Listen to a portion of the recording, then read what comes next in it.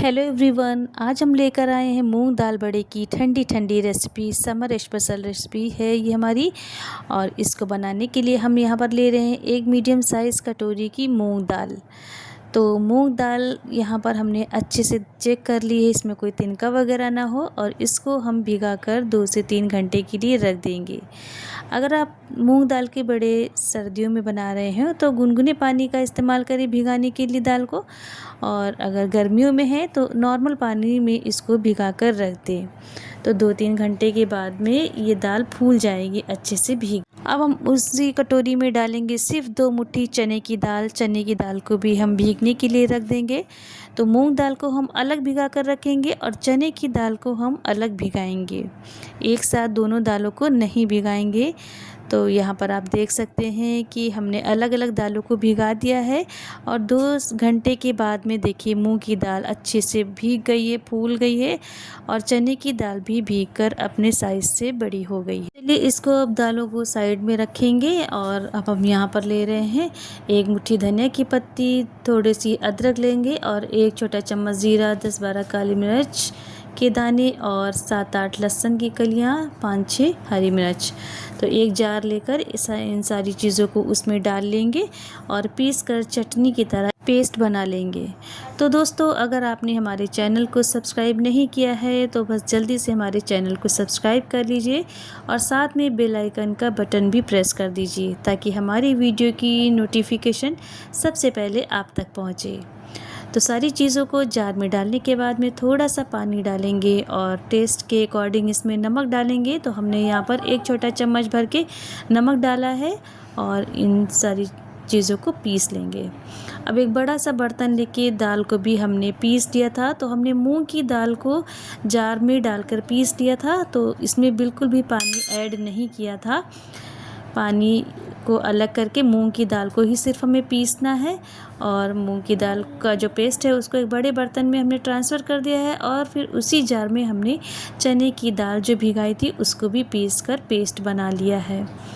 तो दोनों को हमने अलग अलग इसलिए पीसा है क्योंकि मूंग की दाल तो जल्दी पिस जाएगी और चने की दाल जल्दी नहीं पिसेगी, इसलिए सही से दालें पिस नहीं पाएंगी। इसलिए हमने दोनों दालों को अलग अलग पीसा है। और अब इसी पीसे हुए दाल के पेस्ट में हमने डाला है थोड़ी सी हल्दी, थोड़ा सा लाल मिर्च, नमक और 1 छोटा चम्मच हींग का पानी।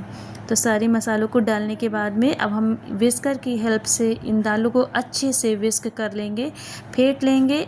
और इन दालों को जब हम फेंटेंगे तो इस बात का ध्यान रखिएगा कि एक ही डायरेक्शन में हमको दालों को फेंटना है। आप हाथ से भी अच्छे से दालों को फेंट सकती हैं या विस्कर की हेल्प से भी। तो हमने दाल को अच्छे से फेंट लिया है। तो दाल फेंटने के बाद में प्लफ़ी हो गई है। और हमने कढ़ाई में तेल पहले से रख दिया था जो अब गर्म हो चुका है। और एक कटोरी में पानी लेंगे और हाथों में पानी लगा के और थोड़ा सा पोर्शन दाल का लेंगे और इस तरीके से फैला के छोटे छोटे बड़े बनाकर हम तेल में डालेंगे फ्राई करने के लिए।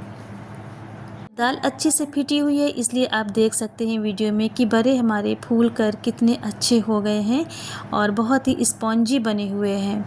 अंदर से अच्छे से कुक हो गए हैं और ऊपर से क्रिस्पी हो गए हैं। गोल्डन करके हमें फ्राई करना है और मीडियम टू लो हीट पर सारे बड़ों को इसी तरीके से हमने यहाँ पर फ्राई कर लिया है।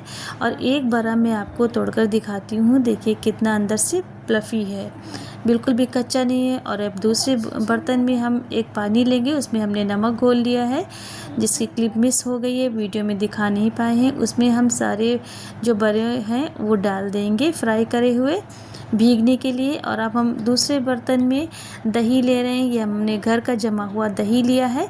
तो इस दही को भी हम अच्छे से विस्कर की हेल्प से विस्क कर लेंगे। और यहाँ पर हमने 300-400 ग्राम दही लगभग होगा उतना ही इस्तेमाल किया है। तो दही गाढ़ा था, इसमें हम थोड़ा सा पानी ऐड करके इसको पतला करेंगे, हमें गाढ़ा दही नहीं रखना है। तो ये देखिए इस दही की कंसिस्टेंसी हमको इतनी पतली रखनी है क्योंकि ये चम्मच से खाई जाएगी तो बहुत अच्छी लगेगी टेस्ट में। और अब हम गैस पर एक छोटा सा हमने पैन रखा है, उसमें हमने 2-3 छोटे चम्मच तेल डाला है। तेल गरम हो गया है तो उसमें हमने 1 छोटा चम्मच ज़ीरा डाला है, 2-3 लाल साबुत खड़ी मिर्ची डाल दी हैं। जब ये सब हो गए हैं मसाले तो हमने इसमें जो चटनी बना कर रखी थी वो हमने डाल दी है और गैस को ऑफ़ करके चलाकर अच्छे से चटनी को भी फ्राई कर लिया है और दही में इस चटनी को डालकर घोल लिया है। तो इधर हमारे बड़े जो हैं पानी में अच्छे से फूल गए हैं और इनको हम हल्के हाथ से दबा के एक्स्ट्रा पानी निचोड़ लेंगे इनका, और जो हमने दही का बैटर तैयार करा है उसमें हम बड़ों को डाल देंगे। और आप देख सकते हैं वीडियो में कि ये देखने में कितने ज़्यादा अच्छे और टेम्पटिंग और मज़ेदार लग रहे हैं, जो खाने में बहुत ज़्यादा टेस्टी हैं और ये खाने में बिल्कुल भी नुकसान नहीं करेंगे क्योंकि ये मूंग दाल के बड़े हैं। और गर्मियों में आप ये रेसिपी को ज़रूर ट्राई करें और उम्मीद करती हूँ कि हमेशा की तरह आपको हमारी ये रेसिपी भी बहुत अच्छी लगेगी, बहुत पसंद आएगी। तो ये ठंडी ठंडी रेसिपी आप लोग एक बार ज़रूर बनाइए और मेहमानों को भी खिलाइए। और ये नुकसान बिल्कुल नहीं करती है क्योंकि ये मूंग दाल के बड़े हैं और दही भी बहुत फ़ायदेमंद होता है। तो कैसी लगी हमारी ये रेसिपी कमेंट बॉक्स में ज़रूर बताएं।